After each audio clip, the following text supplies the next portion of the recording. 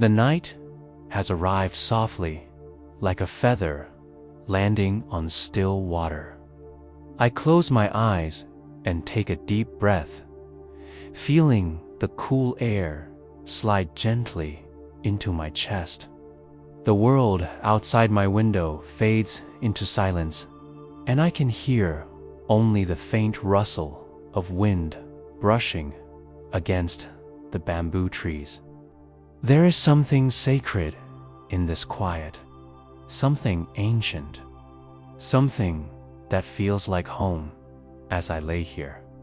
I remember the words of an old monk I once met on a misty hill in northern Kyoto. He told me, "When you breathe, breathe as if you are kissing the earth." His voice was calm, his eyes filled with peace, and though I was young then, something inside me understood. Now, years later, those words return to me every night before I fall asleep. I breathe slowly and softly, as if each breath is a prayer. The candle beside me flickers, its light painting golden ripples on the wall. The scent of sandalwood drifts through the room, wrapping around me like a tender memory. In the distance, a single temple bell rings slow, deep and echoing through the stillness. Each sound feels like it's guiding my thoughts into rest. My mind begins to float, not rushing anywhere, simply being. I think of the journey that brought me here, days of noise, of movement, of endless wanting. The world outside is always demanding something, more effort, more success, more proof that I am enough. But tonight, I let all that go. I whispered to myself, "You are already enough." And the moment I say it, something in my chest loosens. I feel lighter, like the first breath after a long storm. There is a small pond outside the temple where I'm staying. Even now, I can imagine its surface reflecting the moon, perfectly still, perfectly silent. When I was a child, I used to toss stones into ponds just to watch the ripples dance outward. But tonight, I wish for stillness. I want to become that pond, calm, unmoving, reflecting only the quiet truth of the night sky. My teacher once told me that peace is not something you find. It's something you remember. And as I lie here, I begin to remember. I remember the laughter of the wind, the touch of rain on my face, the warmth of sunlight through old temple windows.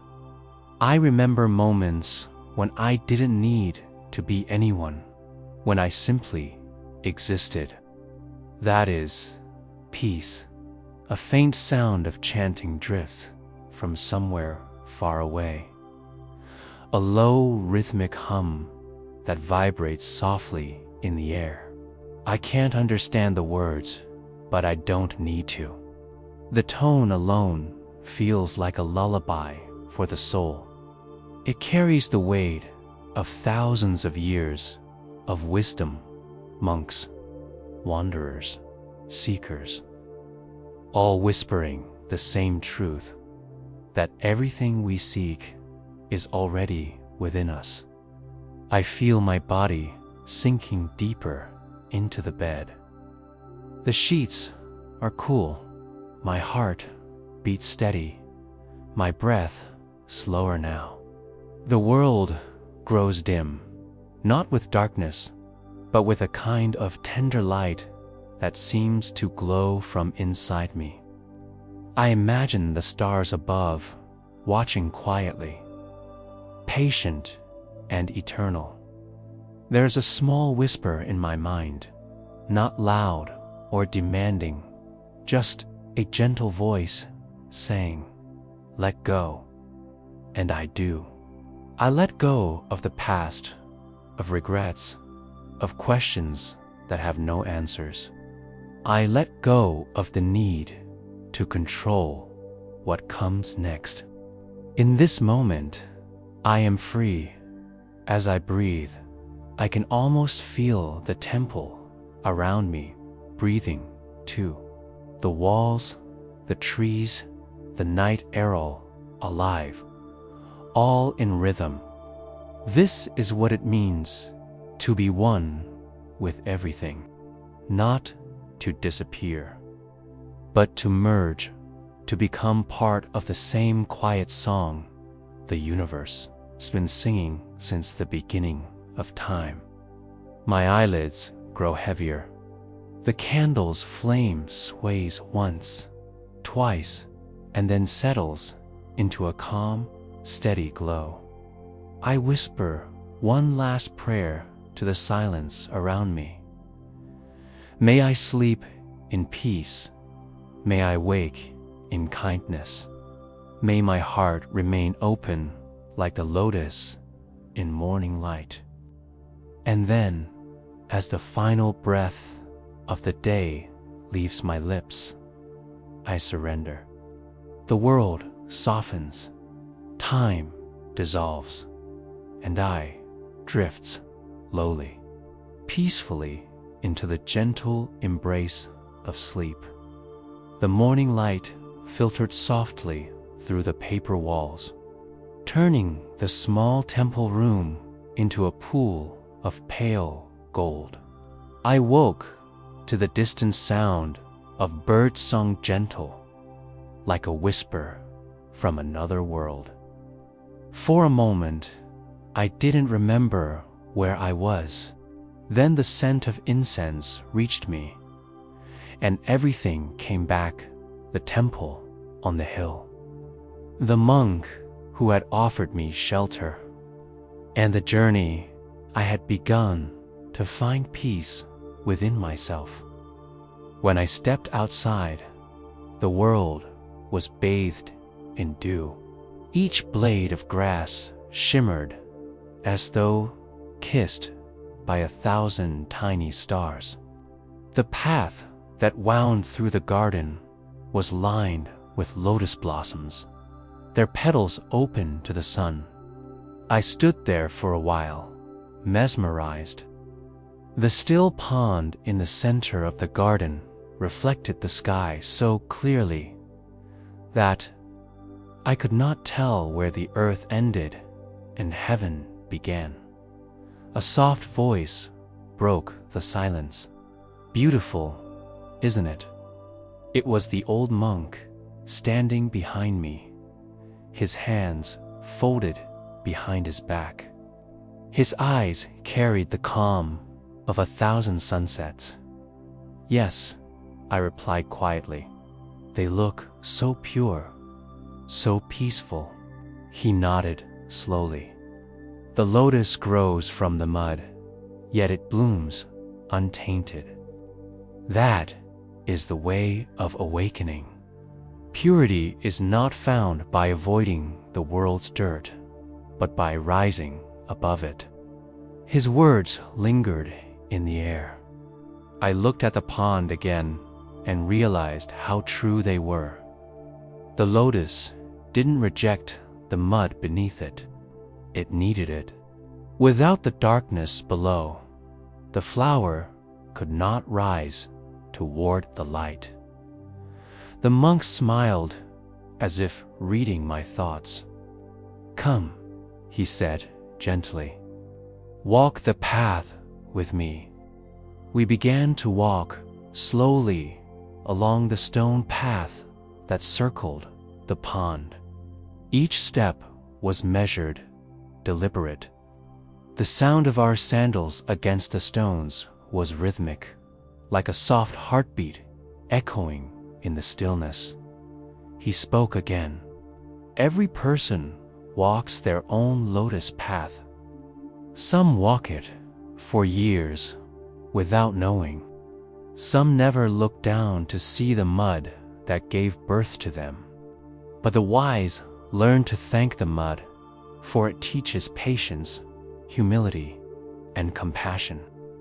I stayed silent, listening. His words felt like ripples across my heart. After a while, he stopped beside a lotus that was just beginning to bloom. The petals were still curled inward, holding a secret. "Tell me," he said softly, "what do you see?" I crouched down and looked closely. "It's still closed," I said. "It hasn't opened yet." "Why do you think that is?" he asked. "Maybe it's not ready," I said, after a pause. He smiled again, the corners of his lips barely moving. "Exactly. The lotus does not force itself to bloom before its time. It trusts the sun. It trusts the water. It trusts that the moment will come when it is ready to unfold. You too must learn to trust your own timing." The words pierced something deep inside me. For so long, I had rushed through life, chasing success, approval, peace, always impatient, always feeling behind. I thought enlightenment was something to grasp, like a prize at the end of a race. But now I saw the truth. Peace was not a finish line. It was a blooming, slow, patient, inevitable. We continued walking until we reached a small wooden bridge that arched gracefully over the pond. The monk stopped there and leaned against the railing. "Long ago," he began, "I was like you, restless, searching for meaning. I thought the answer was somewhere far away, sacred texts, in mountains, in teachers wiser than I. But the more I searched, the further peace slipped away." He turned his eyes toward the reflection of the sky in the water. "One night, I sat beside this very pond, defeated. The moon was full, and I watched the reflection tremble with every ripple. I realized then that my mind was like that water disturbed, unable to reflect the truth clearly. I couldn't see the moon because I kept stirring the water myself." He closed his eyes. "So I stopped. I stopped seeking. I stopped asking. I simply sat in silence, and when I became still enough, the reflection returned. The moon was always there. It was my restlessness that had hidden it." His words sank deep into me, and I felt an ache in my chest of recognition. I had spent so much of my life trying to become something successful, wise, peaceful. I had never stopped to realize that I already was what I was searching for. A dragonfly hovered near the surface of the pond, its wings shimmering like glass. The monk watched it with quiet joy. "Even the smallest creature follows the same truth," he said. "It moves with the wind, not against it. When the world changes, it changes too." We stood there for a while in silence, listening to the sound of the wind moving through the bamboo. I could hear my own breathing blending with the rhythm of the earth around me. Each breath felt like a prayer, each exhale a release. Finally, the monk spoke again. To walk the lotus path is not to escape the mud, he said. It is to understand that the mud and the flower are not separate.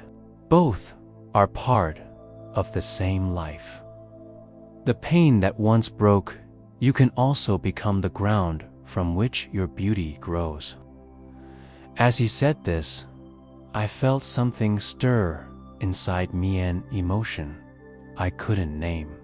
Perhaps gratitude, perhaps sorrow, perhaps both.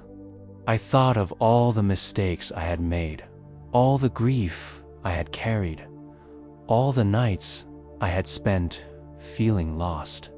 Maybe they were not burdens after all. Maybe they were the mud beneath my lotus, waiting for me to rise. The monk began to walk away, but I stayed behind, staring at the pond. The sun was higher now, and the lotus that had been closed before was slowly opening. Its petals unfurled one by one, revealing the golden heart at its center. The sight filled me with awe. I could almost feel it blooming inside me to something gentle, something eternal. I knelt by the water's edge and touched the surface lightly with my fingertips. The ripples spread outward, distorting the reflection of the lotus for a moment, then slowly settling again. And in that moment of stillness, I understood what the monk had meant. Peace was not something that came from running away from the world. It was born right here, in the middle of it, in the same place where pain and love met. I closed my eyes and let the warmth of the sun touch my face. I could feel my breath slowing, my heart softening. The sound of the monk's footsteps faded into the distance, replaced by the hum of cicadas and the rustle of leaves. Time lost its meaning. There was only the present moment, the pulse of life, steady and infinite. I whispered to myself, not as a prayer, but as a truth finally remembered. I am the lotus. I am the mud. I am both. The breeze stirred again, carrying the faint scent of blossoms across the water. I sat there until the sun began to lower in the sky, watching as each lotus swayed gently in the light. As the day drifted toward dusk, I rose and began walking back toward the temple. My steps were slower now, more deliberate. For the first time, I was not walking to reach somewhere, was simply walking to be. The world seemed softer, quieter. The birds sang without hurry. The wind moved without force, and I felt a deep, wordless harmony between myself and everything around me. When I reached the temple gate, I paused and looked back at the pond one last time. The surface was still, mirroring the first hints of evening, and there, glowing faintly in the fading light. The lotus stood tall above the water, pure, serene, and unafraid of the mud below. I smiled softly, whispering into the golden air, "Thank you." The wind carried my words away, and I knew they would find their place, perhaps in the heart of another lotus, waiting patiently to bloom. And with that thought, I stepped inside the temple, carrying the peace of the lotus path within me. The evening had arrived softly, draping the mountains in a silvery hush. The temple courtyard glowed under the first touch of moonlight, and the sound of distant bells drifted through the cool air. I had spent the day wandering along narrow paths, my thoughts shifting like leaves in the wind. But as I returned to the temple that night, I saw him, the silent monk, sitting beneath the ancient Bodhi tree. He was motionless, his posture straight yet gentle, his hands resting lightly on his knees. A faint smile curved on his lips, the kind that holds neither joy nor sadness, only understanding. The lantern light near him flickered, painting soft patterns across his face. I had seen him before, always silent, always alone. The other monks spoke of him rarely, as if his silence had wrapped around his life like a sacred vow. Something about his stillness drew me closer. I approached quietly and sat a few feet away. He did not open his eyes, nor did he move. The only sound between us was the whisper of the wind through the bamboo. For a while, I tried to match his stillness, but my mind kept wandering to the world beyond, to my past, to the endless noise of my own thoughts. Finally, I spoke, my voice barely above a whisper. "How do you stay so calm? Don't thoughts disturb you?" He didn't answer. His eyes remained closed, his breath slow and steady. I waited, feeling foolish. Perhaps he hadn't heard me, or perhaps he simply chose not to speak. I sighed and looked away toward the temple pond, where the moon shimmered like liquid silver. My thoughts buzzed louder in the silence, as if trying to fill the empty space. Memories surfaced, regrets, mistakes, questions with no answers. I wanted to silence them, but the more I resisted, the louder they became. Then, after what felt like an eternity, I heard a soft sound beside me. The monk had exhaled deeply, almost like a sigh of compassion. He reached down and picked up a small pebble. Without opening his eyes, he tossed it gently into the pond. The stone broke the water surface with a faint plop, sending ripples outward until they touched the edges of the pond. Still, without a word, he pointed toward the ripples, then rested his hand back on his lap. I stared, confused at first. Then I began to understand. My thoughts were like those ripples, endless, overlapping, each one disturbing the reflection of the moon. The moon had never vanished. It was only the restless water that hid it. I looked back at him, humbled. His eyes were still closed, but his silence spoke more clearly than any words. The night deepened. Crickets began to sing in the grass. The monk remained unmoving, his breathing so subtle that it felt as though the entire world breathed with him. I began to follow his rhythm, in and out, slowly, gently. With each breath, something in me softened. The tension in my shoulders loosened. The noise in my head quieted.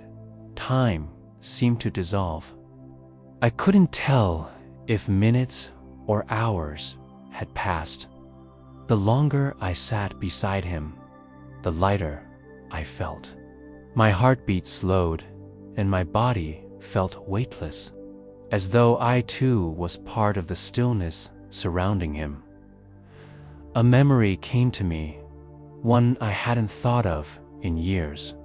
I was a child again, sitting by my mother as she prayed in silence. She had told me once, silence isn't the absence of sound. It's the presence of peace. I hadn't understood then, but now, beside this monk, I did. I opened my eyes and looked around. The night had become alive with tiny details I'd never noticed before. The hum of the wind, the shimmer of moonlight on leaves, the faint scent of jasmine drifting through the courtyard. The world hadn't changed, only my awareness had died. At last, the monk opened his eyes. They were deep, clear, and ancient, as if they had seen both the beginning and the end of time. He turned to me slowly, his movements graceful and unhurried. Then, for the first time, he spoke, his voice quiet, yet carrying the weight of truth. When the mind becomes silent, he said, the soul begins to hear. His voice was soft, but it vibrated in my chest like the sound of a bell. He continued, you chase thoughts because you fear emptiness, but emptiness is not your enemy. It is the space where truth is born. I listened, unable to look away. Each word felt like a drop of water falling into the still pond of my heart. He looked back at the water where the ripples had long since faded and said, the moon never moves, yet you think it dances. It is your reflection that trembles. The meaning unfolded inside me like petals opening to light. I realized I had been chasing peace outside myself, in places, in people, in words, never knowing that the silence I avoided was the very doorway I needed to walk through. The monk rose slowly to his feet.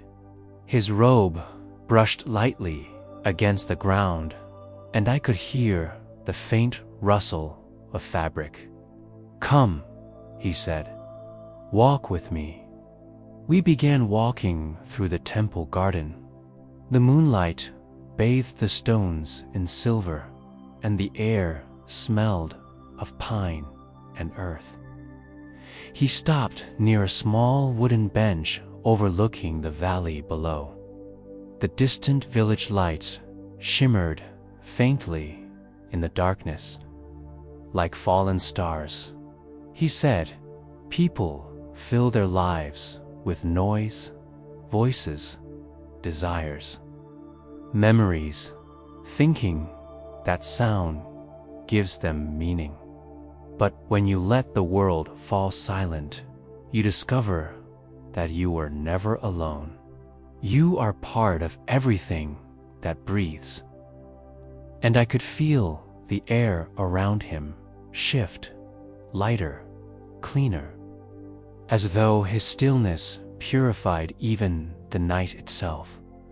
For a long while, neither of us spoke. The silence between us was no longer awkward. It was sacred.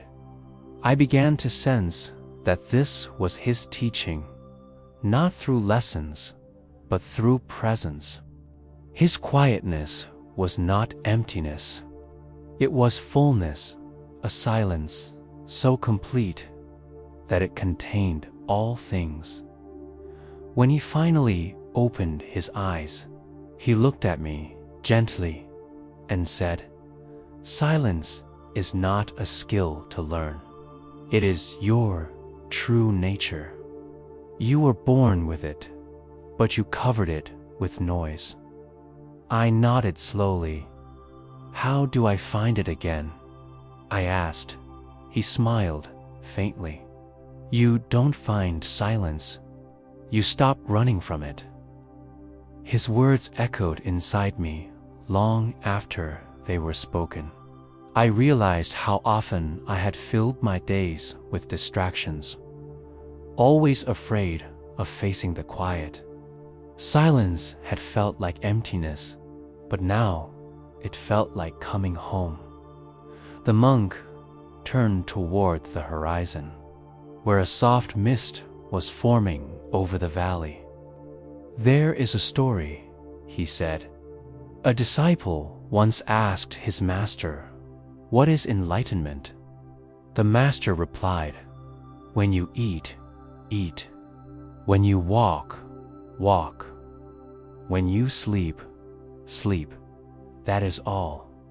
No past, no future, only the pure act of being.'" He looked at me then and said, "You do not need to silence the world, only your mind." I breathed deeply, feeling his words settle in my chest. The world around us had grown perfectly still. As if listening, he began to walk back toward the temple, and I followed. The sound of our footsteps on the stone path was soft, rhythmic, almost musical. As we reached the courtyard again, he stopped beside the Bodhi tree. "Tomorrow," he said, "rise before the sun. Sit here, watch the world awaken.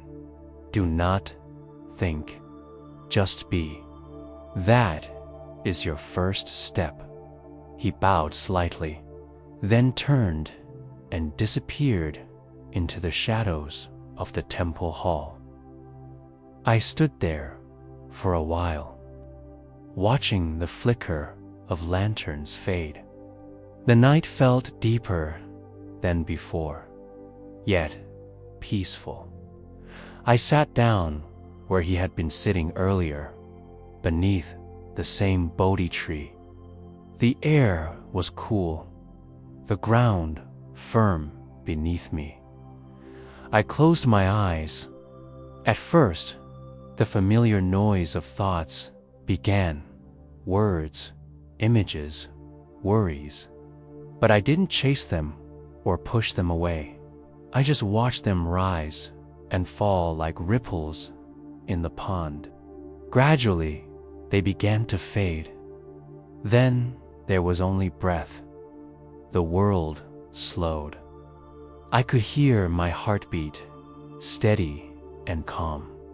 The sound of the wind became a song without words.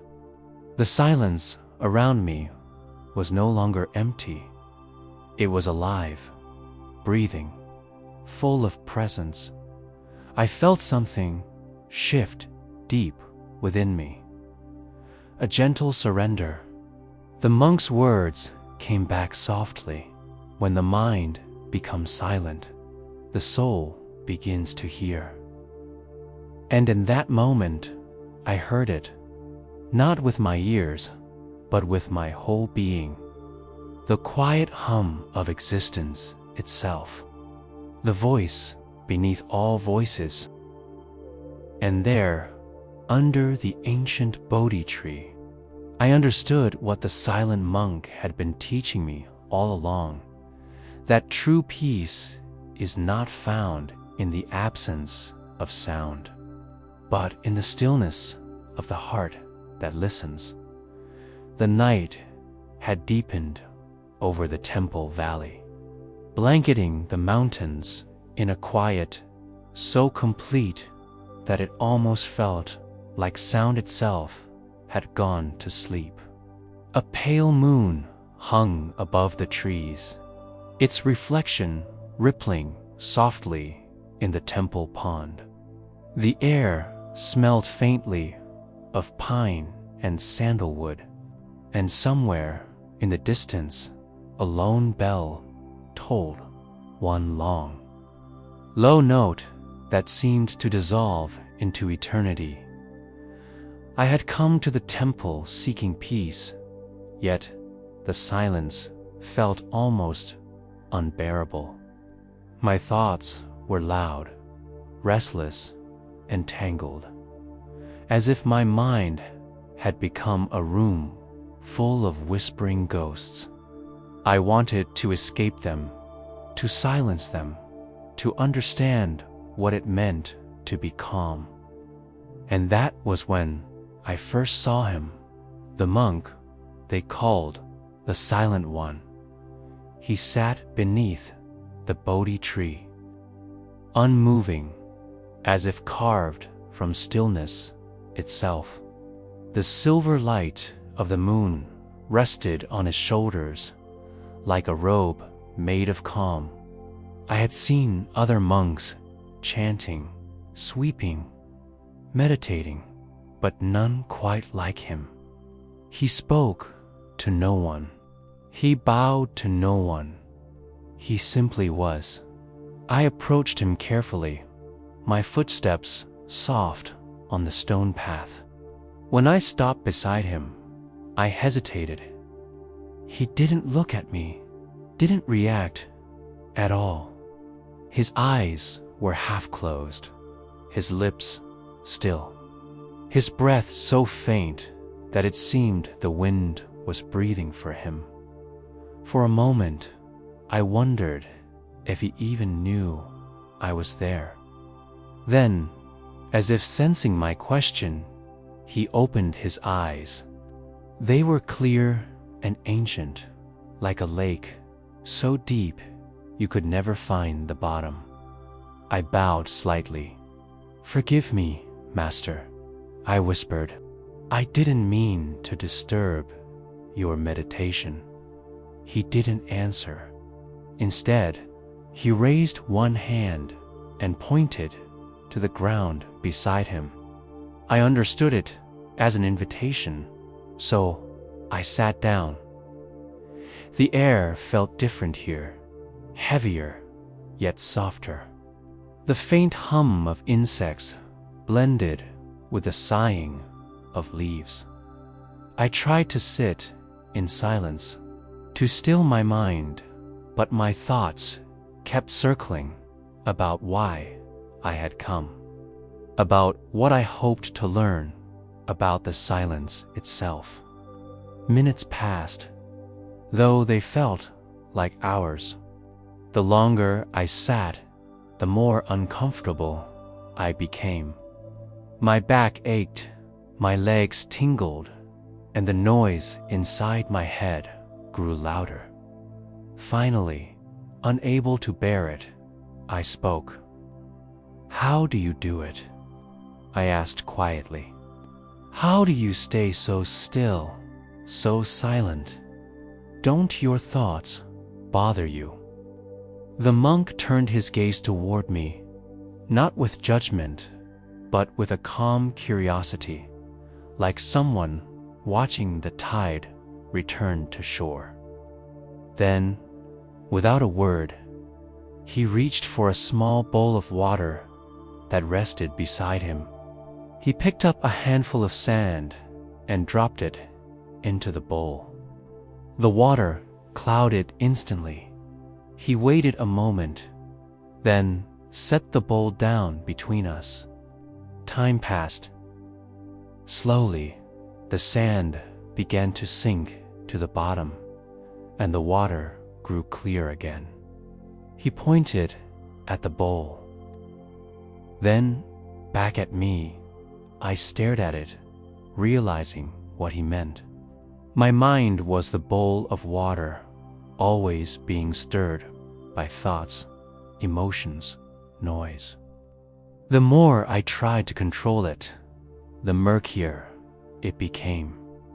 But if I simply sat and let it be, the water would clear on its own. Understanding flooded through me. My lips parted to speak, but no words came. I just nodded. The monk gave a faint smile, not of pride, but of quiet knowing, and closed his eyes again. We sat there for a long time.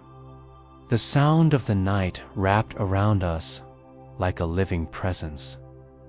The chirping of crickets, the sigh of the wind through the pines, the occasional hoot of an owl echoing across the valley.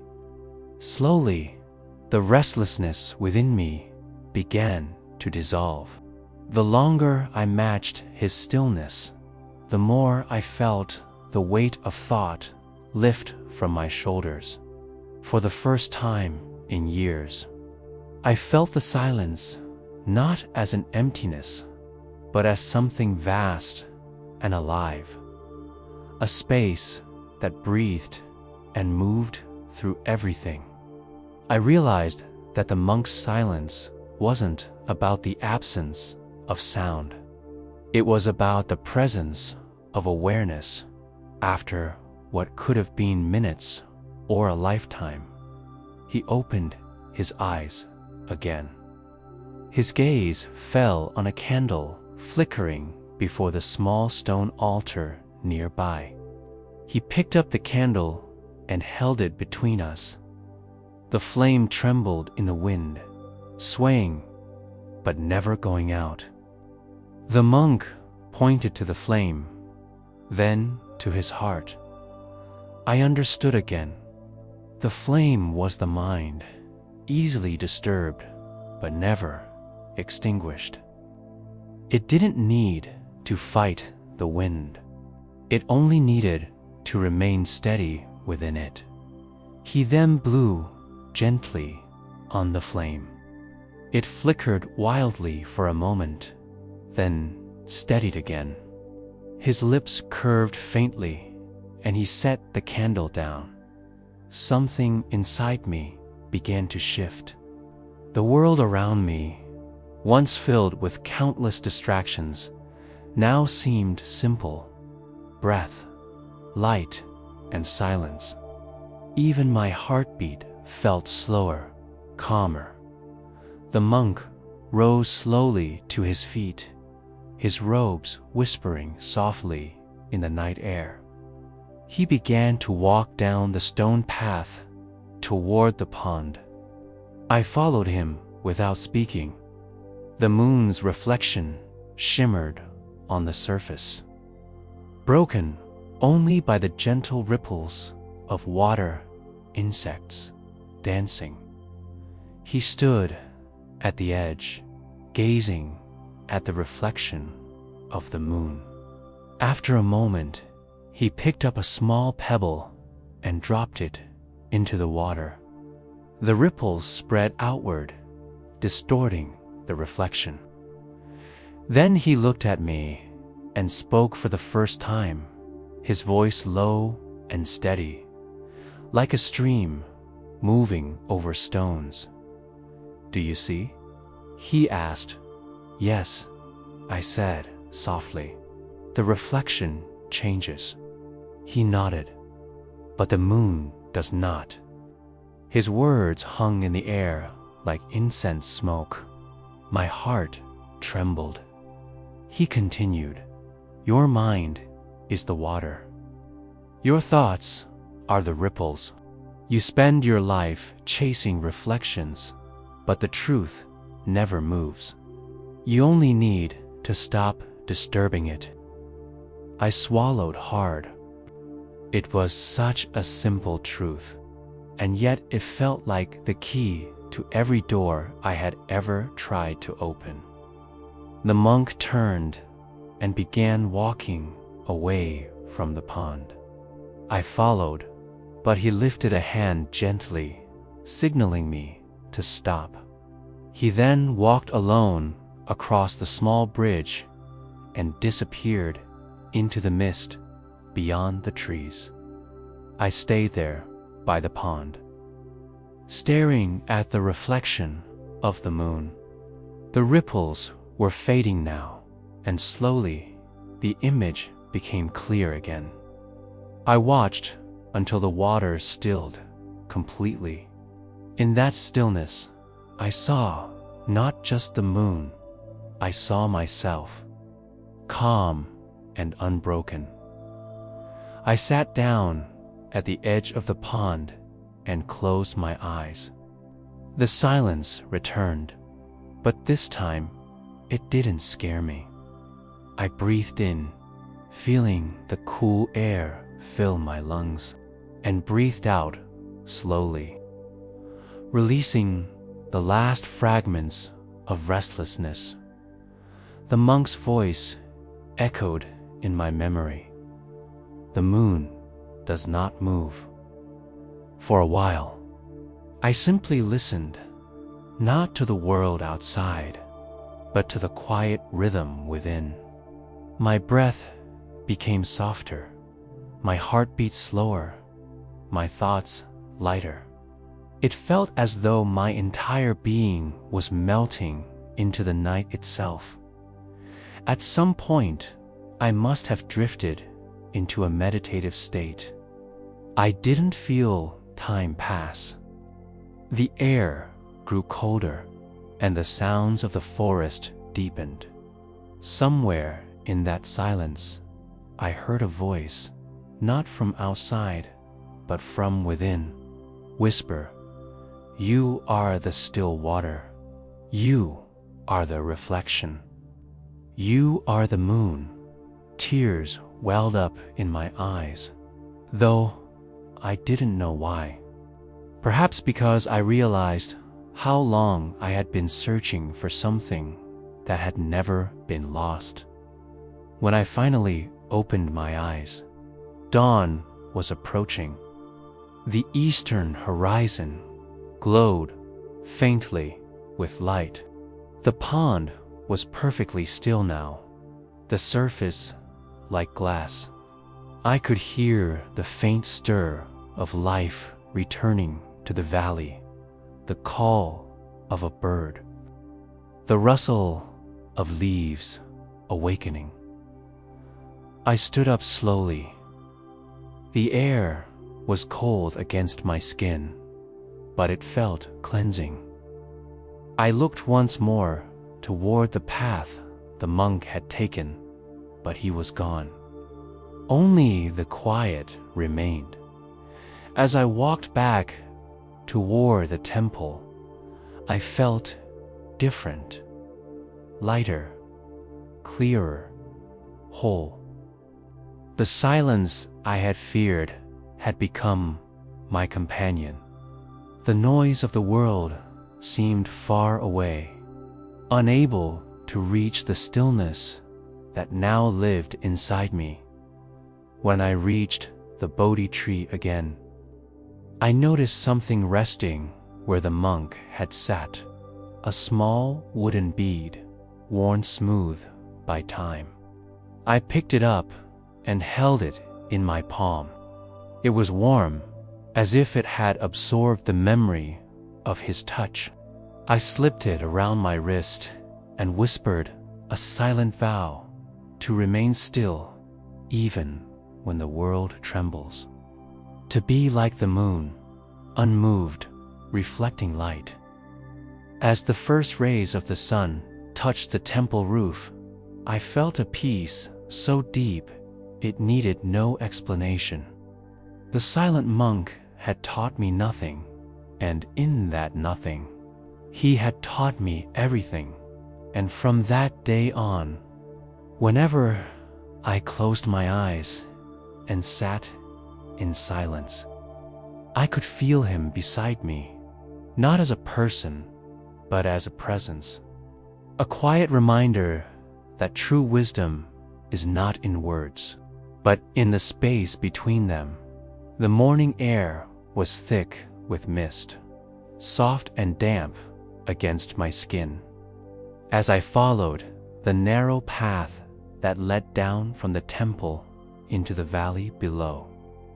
The monks rarely came here, and yet I felt as if the place had been waiting for me. A river hidden among the rocks and bamboo, flowing quietly, yet with a persistence that could not be ignored. I had heard it in whispers, spoken of as a river that carried not only water, but the weight of burdens, regrets, and forgotten sorrows. When I reached the riverbank, I stood for a moment, listening. The water moved steadily, a gentle murmur that resonated with something deep inside me. Its surface reflected the overcast sky, but beneath, currents twisted and churned, unseen yet powerful. I knelt at the edge, running my fingers through the cool stream, and I shivered at how alive it felt, how aware.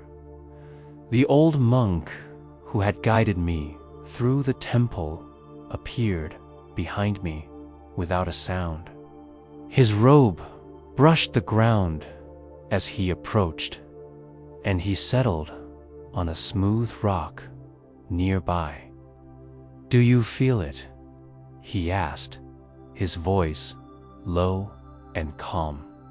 "The river is teaching you without words. Watch it and you will understand." I looked at him, puzzled. "I see water," I said. "It moves, it flows. But how is it teaching me?" He smiled faintly, a smile without hurry. "Everything we cling to, anger, guilt, fear, sorrow, is like debris in the water. If you hold on to it, it weighs you down. But if you let it go, the river carries it. You do not need to fight it. You do not need to control it. You only need to release it." I stared at the flowing water. Images of my own life rose unbidden. Moments of shame, losses, moments when I had hurt or been hurt, moments I wished I could erase. The river before me seemed alive with memory, as if it had witnessed every human struggle and carried it with gentle patience. I picked up a small pebble and tossed it into the river. The water swirled around it, carrying it downstream, and I felt a strange relief.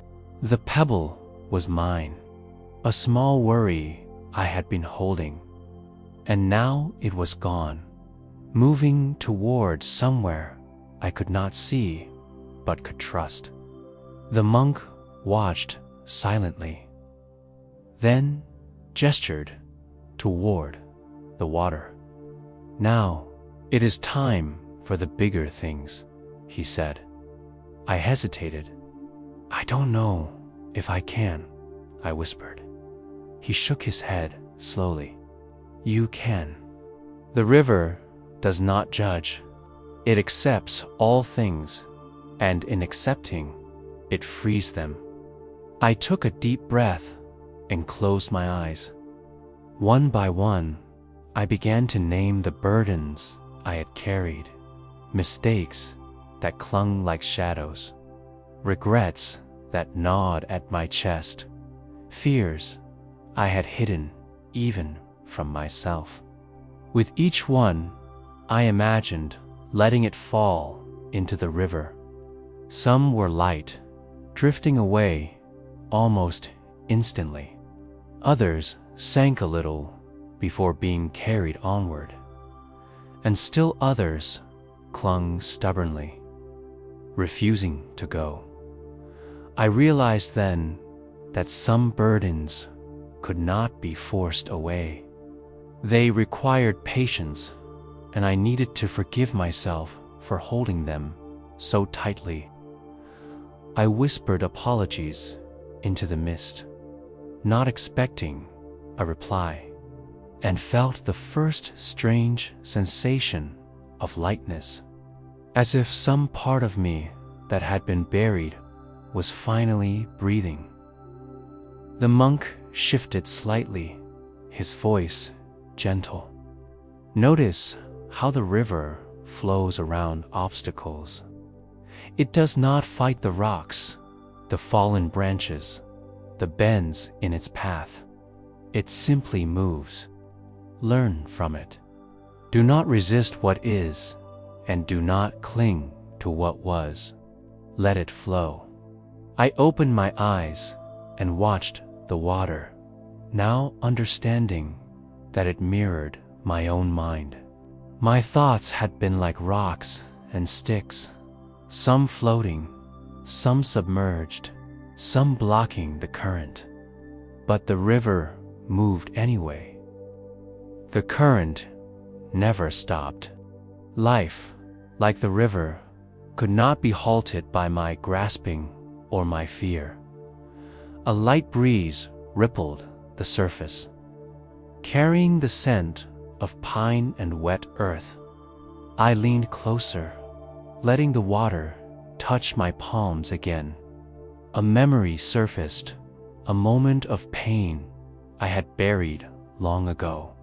I felt the tight knot in my chest loosen, as if the river had absorbed it. I whispered, "I release you." And for the first time, I believed it. The monk looked at me with quiet encouragement. To let go does not mean to forget. It means to accept, to release, and to trust that what is carried away is no longer yours to bear. The river is not just water, it is mercy. I watched the water flow, imagining it carrying every weight I had clutched too tightly. My anger toward others, my disappointment in myself, my regrets, my fears of the future, all were floating downstream, beyond my reach, yet safe. The river moved with them, and for the first time, I felt that I could move with the river too. A heron landed on a distant rock, its wings folding with grace. I followed its stillness and elegance, and in its quiet presence, I understood another lesson. The river teaches patience. Letting go is not an instant act. It is a process, a slow unfolding. Just as the heron waits for the fish beneath the surface. Just as the river carves its path over centuries, we too must be patient with ourselves. I closed my eyes again and allowed my thoughts to drift, naming each burden and letting it go. Some returned like stubborn leaves, but I returned them gently to the current, over and over, until I felt my chest lighten and my mind soften. The river was infinite, and it could carry all that I had thought too heavy to release. The monk stood, moving to the edge and kneeling. He cupped the water in his hands and let it trickle slowly back into the river. "See," he said, "even a handful does not stop the flow. It returns to the whole, and the whole remains unchanged." I felt my own life reflected in that moment. Small moments of release, each contributing to a greater peace. The river was not just teaching me about letting go of pain, but about trusting life, trusting the flow, trusting myself. The mist began to lift as the sun rose behind the mountains. Its light touched the river, turning the water to silver and gold. I could see the ripples reflecting the sky, the trees, and even my own face, softened and untroubled. I realized then that I had been carrying not only past pain, but fear of the future. And yet, here at the river, I understood that the past could be released, and the future did not need to be controlled. There was only this moment, the river flowing, the breeze brushing my skin, the sun rising over the valley, and in that, there was everything. I rose slowly, brushing the dew from my hands, and looked at the monk. He smiled faintly and said, "Go now. Carry this river inside you. Remember its flow, and when the weight returns, return it again to the river." I nodded, understanding fully. The river was not a place. It was a practice, a companion, a living reminder that surrender was not weakness, but strength. That peace was not the absence of difficulty, but the embrace of what is. As I walked back toward the temple, I felt lighter than I had in years. My steps were easy, my chest open, and my heart quiet. I carried with me the rhythm of the river, steady, gentle, unrelenting, and full of mercy by the time I reached the temple gate. The river was a silver ribbon winding through the valley below, carrying all that I had let go, and reminding me that I too could flow without fear, without grasping, and without regret. I paused and whispered a final prayer to the river, not needing it to answer. "Thank you," I said, "for carrying what I could not hold, for teaching me to release, for showing me that peace is always flowing if I only let it." And in that moment, I felt the first true freedom of letting go. The night fell softly over the temple, painting the courtyard in shades of silver and shadow. The moon hung low in the sky, its pale light spilling over the tiled roofs and the stone path that wound through the gardens. I had wandered through the valley all day, following the lessons of the river and the silent monk, carrying within me a quiet curiosity about what lay ahead. Now, standing at the temple steps, I felt a pull toward something unseen, something deep and infinite. The temple doors were open, the warm glow of lanterns spilling into the cool night air. I stepped inside, my sandals whispering against the wooden floor. The smell of incense was heavier here, mingling with the subtle scent of old wood and stone. And for a moment, I paused, letting it fill me. Each breath seemed to carry the weight of centuries, monks who had walked these halls, seekers who had knelt in meditation, and the very stones that had absorbed their quiet devotion. I knelt on the polished floor, crossing my legs as I had seen the other monks do, and allowed my hands to rest gently on my knees. The room was silent, save for the soft flicker of candlelight and the distant whisper of the wind against the outer walls. I closed my eyes, letting the shadows and light dissolve, leaving only the rhythmic pulse of my own breath. The old monk appeared without a sound, settling at a corner of the hall. His presence was steady, unmovable, like the trunk of an ancient tree. He did not speak. He did not gesture. He simply sat, and his stillness seemed to ripple outward, touching the very air around me. I focused on my breathing, slow and deliberate. Inhale, exhale, inhale, exhale. The rhythm felt like a heartbeat, steady and eternal. Thoughts arose, as they always did, like clouds drifting across a clear sky. But this time, I did not chase them. I did not resist them. I watched them, letting them float past, like leaves carried on a gentle stream.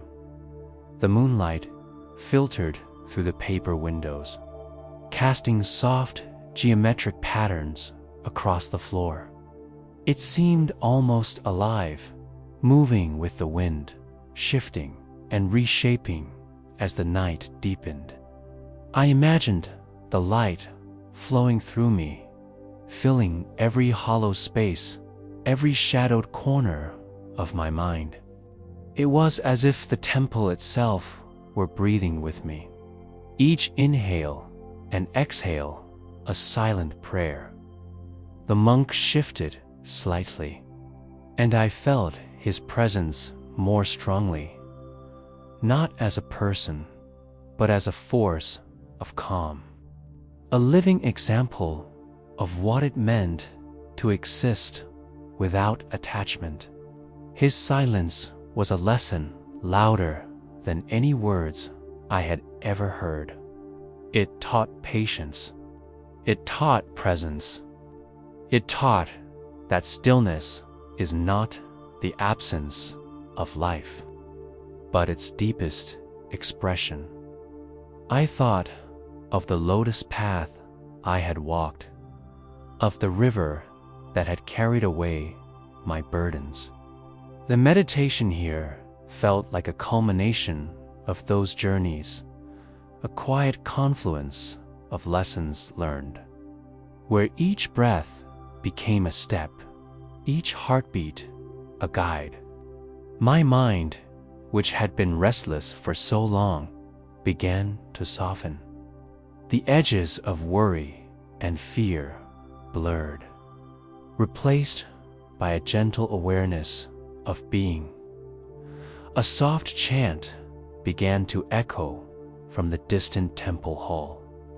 I could not understand the words, but the tone vibrated deep within me, resonating with the rhythm of my own breath. It was neither loud nor demanding. It was a melody of presence, an invitation to exist fully in the moment. I let the sound fill my mind, not as something to follow, but as a current to float upon. As I sat, I visualized the moon above, its light bathing the world in quiet clarity. I imagined it touching every living thing, connecting each moment to the next, linking the past and future in a thread of serene continuity. I thought of the river I had left behind, and how it had carried away my burdens. I realized that this meditation was the next river, a flow inward, carrying away the tension, the fear, the subtle unrest that had lingered in my heart. I felt my body soften, my chest expand gently with each inhale and release. The sounds of the night, the rustle of leaves, the distant call of a bird, the soft hum of the wind became a chorus. Each note perfectly timed, perfectly placed. My thoughts no longer clung to memories or worries. They arose, acknowledged themselves, and drifted back into the stillness from which they had come. Time lost its meaning. The flickering candles, the shadowed walls, the cool stone floor, all became secondary to the inner landscape I was discovering. I was no longer a man in a temple. I was simply presence itself, flowing like the river, still like the moonlit pond, patient like the silent monk. Images drifted through my mind, the lotus opening in the sun, the river carrying away leaves, the moon reflecting in quiet water. Each image was a teaching, each memory a guidepost. I realized that peace was not something to grasp. It was not a destination or a prize. It was a state of being patient, unforced, eternal. I opened my eyes briefly, just enough to see the temple hall bathed in moonlight. Every shadow seemed to pulse with life. Every beam of light seemed to reach inside me. I closed my eyes again, returning to the rhythm of breath, letting the meditation deepen. The monk shifted again, and I felt his calmness echo through me. I did not need instructions. I did not need words. I simply existed in the quiet. Each inhale drew the world inward. Each exhale released it again. The boundaries between self and surroundings began to blur. I was the hall. I was the moonlight.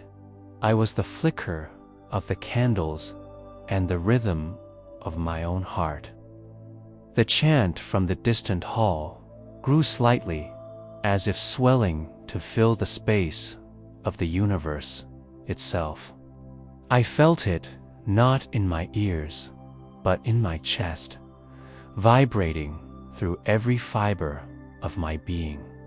And in that vibration, I sensed a deep, unshakable truth, that life itself is a meditation, that every moment contains within it the possibility of stillness, and that every breath is a doorway to peace. I allowed myself to sink deeper into the meditation. Thoughts of past regrets, future worries, the endless tug of desire, all melted away. The only reality was the now, the breath, the moonlight, the quiet. I felt a gentle warmth rise from my chest, an inner light that was steady, calm, and unshakable. The temple walls seemed to expand. The night sky outside seemed to descend. And I realized I was part of something larger, something timeless. My mind, once turbulent, now flowed like the river I had visited, gentle, unhurried, carrying all that had been heavy and returning it to the vastness of existence. I focused on the rise and fall of my chest, the cool air entering my lungs, the warmth leaving them. Each breath became a mantra, each pause a prayer. My body relaxed further, my mind quieted. And in that quiet, I felt a connection to every teaching, every path, every silent step I had taken to reach this moment. The moonlight grew stronger, bathing the hall in brilliance. I imagined it touching every corner of the world, every living soul, every hidden thought, and I realized that peace was not something to possess. It was a reflection, a mirror of what already exists when we stop stirring the water of the mind. Hours must have passed, though I felt no time. My consciousness had merged with the night, with the temple, with the light of the moon itself. I understood now what the silent monk had taught me, what the river had shown me, what the lotus path had whispered, that letting go, sitting in stillness and embracing the flow of life were not separate acts. They were the same breath, the same meditation, the same awakening. Finally, I rose slowly, my legs heavy yet grounded. The temple hall was unchanged, yet I felt transformed. The light, the shadows, the air, the faint scent of incense, all seemed sharper, brighter, infused with life. I stepped outside, the cool night brushing my face, the moon high above, and I felt a serenity so profound it needed no explanation. I walked slowly along the stone path, returning to the quiet courtyard, carrying with me the calm of the meditation. Each step was mindful, deliberate, yet effortless. I felt as though I had crossed a threshold, entering a space of peace that could not be taken away. As I knelt beside the temple pond, watching the moon reflect in still water, I whispered softly, "Thank you," not to anyone, not to something, but to the night itself, to the temple, to the river, to the lotus, to the silent monk, to every moment that had brought me here. And as I exhaled, I allowed the meditation to extend beyond the temple walls, beyond the valley, beyond myself, flowing like the river, opening like the lotus, reflecting like the moon, steady like the silent monk, infinite, calm, eternal. The night had grown deep and still. The temple courtyard now shrouded in a silver silence, so complete it felt as if the world itself were holding its breath. I lay on a soft mat beneath the ancient Bodhi tree, the lanterns casting gentle, flickering shadows across the smooth stone. My body had grown heavy with rest, my mind quiet. Yet my heart felt alive, in the most peaceful way, as though every pulse were a gentle reminder that I was fully present, fully awake in the depths of calm. The soft whisper of the wind through the leaves carried a quiet rhythm that matched the rise and fall of my breath. Inhale, exhale, inhale, exhale. I counted each breath softly, letting the numbers drift like feathers in the night air.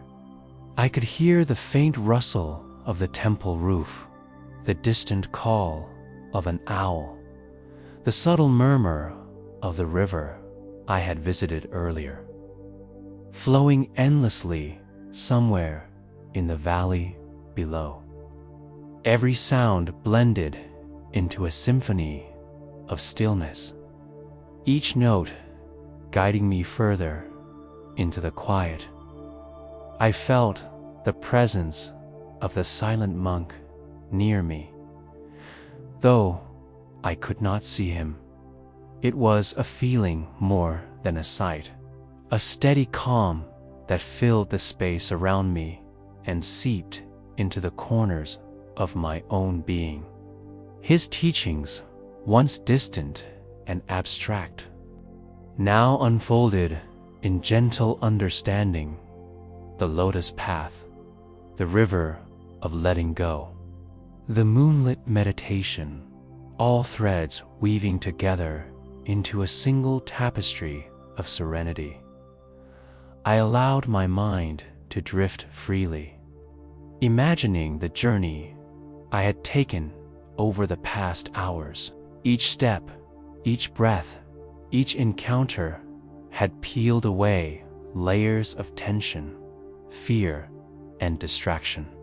I felt my worries, the unspoken regrets, the fleeting frustrations, the subtle restlessness that had shadowed me for so long dissolve like mist in the early morning sun. They were not gone in force, but transformed into something lighter, something that flowed naturally out of my being. The night air cooled against my skin, carrying the faint scent of pine, earth, and incense from the temple halls. I drew the air deeply into my lungs, letting it fill every part of me, then released it slowly, imagining that each exhale carried away the last remnants of strain and thought.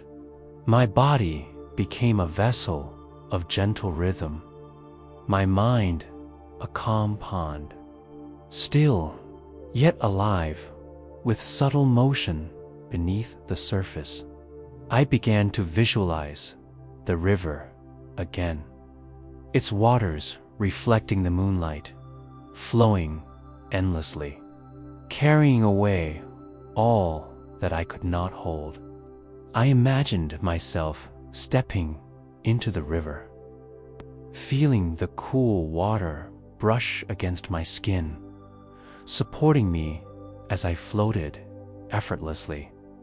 With every ripple, I released a worry, a fear, a tension. I let the current take it gently, knowing it would be carried far from me, never to return unless I summoned it consciously. The lotus path came to me next, petals unfolding one by one under the soft moonlight. I visualized walking among the flowers, each step deliberate, each breath synchronized with the rhythm of the petals swaying in the gentle breeze. The lotus reminded me of impermanence and resilience, that beauty arises even from mud, that peace can flourish amid the currents of life. I felt my heart open slightly, a warmth spreading from my chest to my fingertips. A quiet glow that seemed to radiate from my inner stillness. The moonlit temple meditation resurfaced, and I let myself sink fully into that sacred memory. I pictured the hall bathed in silver light, the candles flickering softly, and the distant chant of monks echoing like a living hum through the air. I felt my awareness expand, sensing not only the space around me, but the space within me. A vast, tranquil expanse where all thoughts drifted without grasping, where all emotions were acknowledged and then released, where every breath was a connection to something larger than the self. I allowed my consciousness to merge with the rhythm of the night, the rustling leaves, the distant river, the subtle sounds of temple life that persisted even in silence. The boundary between self and surroundings blurred. I was both the observer and the observed, both the stillness and the movement, both the river and the lotus, both the moonlight and the shadow. The night itself became a mirror for the quietude I had cultivated within. A gentle whisper arose, not from any mouth, but from the depths of awareness itself. Let go. Surrender. Drift. I repeated the words softly in my mind, letting them ripple through every part of me. Each repetition slowed my heartbeat, eased the tension in my shoulders, released the subtle grip of thought in my chest. I felt my mind stretching outward, expanding into the quiet, becoming one with the rhythm of the universe, yet grounded in the intimate warmth of my own body. I visualized my breath as a stream of silver light, flowing in through the nose, filling the lungs, traveling through the heart, and then releasing back into the night with each exhale. The inhale carried nourishment, life, and calm. The exhale carried fatigue, worry, and restlessness. I became fully aware of the delicate dance of these forces, how each cycle created space for the next, how stillness could exist within movement, how peace could flow within activity. Memories from earlier in the day, encounters with a silent monk. The river, the lotus path, drifted gently through my mind like soft clouds.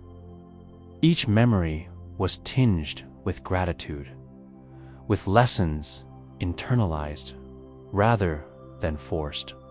I felt that I had begun to see clearly the rhythm of life, to accept without clinging, to move without resistance, to be without fear. The night deepened further, the moon riding high and casting a tranquil glow over the temple courtyard. My body felt weightless, yet secure. My mind was no longer a chaotic storm, but a calm sea, where small ripples passed without causing turmoil. I allowed myself to drift, knowing that each exhale carried me deeper. Each inhale grounded me further. Each moment of awareness anchored me in serenity. I sensed the energy of the temple, subtle yet profound, wrapping around me like a soft cloak. The walls, the stone paths, the ancient wood, even the air seemed to breathe in sync with my own body. I became aware that peace was not a distant goal, but a living presence, available here and now, manifest in the quiet breath, the gentle heartbeat, the faint rustle of leaves, the soft glow of moonlight. I let go completely of the day, of effort, of expectation. Thoughts that arose were noted and released. Emotions that surfaced were acknowledged and allowed to drift like leaves on the river I had visited earlier. There was no struggle, no resistance, only the flow of life itself, gentle, persistent, and infinitely patient. The moonlight shifted as clouds passed overhead, casting moving patterns on the courtyard. I imagined these patterns as waves of energy, brushing against my body and mind, smoothing away any remaining tension, carrying me toward the deepest layers of rest. I allowed myself to sink into this wave, floating effortlessly, buoyed by awareness and serenity. A distant bell rang softly from the temple hall, its note lingering and fading slowly, like the echo of a thought that does not need to be chased. I focused on the resonance, letting it vibrate through my body, through every cell, through every silent corner of my mind. Each vibration became a gentle guide, leading me further into a state of deep relaxation, deeper than ordinary rest, a place between waking and sleep, where consciousness drifts freely, yet remains anchored in presence. I visualized a gentle river flowing inside me, carrying away all that I no longer needed. With every exhale, I imagined. With every inhale, I felt the warm light of calm fill the spaces left behind. The river was infinite, patient, and kind. It did not judge, it did not hurry. It simply carried what was ready to move, and in doing so, it created room for the deepest rest. My body grew heavier, my awareness more expansive. I was lying beneath the Bodhi tree, yet my consciousness seemed to drift outward, beyond the temple, beyond the valley, beyond the mountains, into the vast, quiet night. I felt cradled by the universe itself, wrapped in the gentle arms of silence, presence, and light. The lotus came to me once more, petals unfurling in the moonlight, each opening a symbol of surrender, patience, and grace. I imagined stepping among them, each step releasing attachment, each breath affirming the flow of life, each heartbeat aligning with the rhythm of the cosmos. I felt my inner self bloom in harmony with the world around me, each moment a quiet miracle, each inhalation and exhalation a whisper of eternity. I allowed myself to drift further into sleep, deeper than I had known in years. My body was completely relaxed, my mind completely quiet, my soul completely awake. I became aware only of the gentle rise and fall of breath, the faint rustle of leaves, the distant hum of the river in the valley, the soft glow of the moon above. In this state, all distinctions melted away, self and other, night and day, thought and silence. There was only presence, only peace, only the infinite rhythm of life itself. My awareness floated gently on this current, neither clinging nor resisting, fully surrendered to the flow. As I drifted into the deepest sleep, I felt the silent monk's presence like a protective shadow, steady, unwavering, and infinitely calm. His lessons were not spoken in words, but embedded in my very being. Release, surrender, flow, presence, awareness, and peace. All that I had learned over the past hours coalesced into this single, eternal moment of rest. The moon shone bright above, reflecting in the temple pond, in the river below, in the silent hall, in the lotus petals, and I understood without thought, without effort, without seeking, the stillness, the river, the lotus, the temple, the night, and the monk's silent wisdom were all within me, guiding me into a sleep so deep it felt like eternity itself. I let go completely. I allowed myself to drift fully into the gentle currents of deep sleep. The night carried me, the air embraced me, the earth supported me, and the moonlight bathed me. There was no struggle, no clinging, no thought, only the infinite, serene, tender embrace of presence. And as I sank deeper and deeper, I became one with the quiet, one with the night, one with the river, the lotus, the moonlight, the temple, and the eternal flow of being itself. The world fell away, and all that remained was this perfect, endless drift into peace, rest, and the profound stillness of deep sleep.